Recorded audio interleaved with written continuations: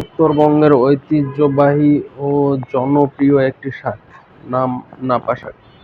রংপুর জেলাসহ আশেপাশের জেলাগুলোতে এই শাক বেশি চাষাবাদ করা হয়।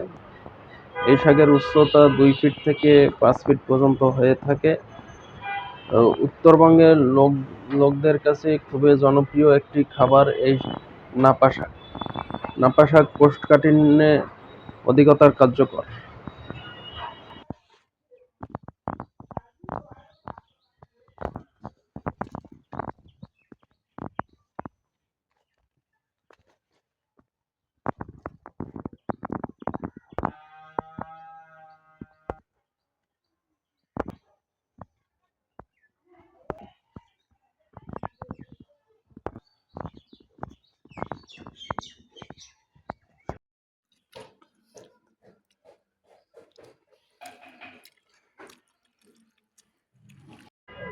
এই যে আমাদের বুড়ি খাচ্ছে নাপা শাকের ঝোল গরম ভাত।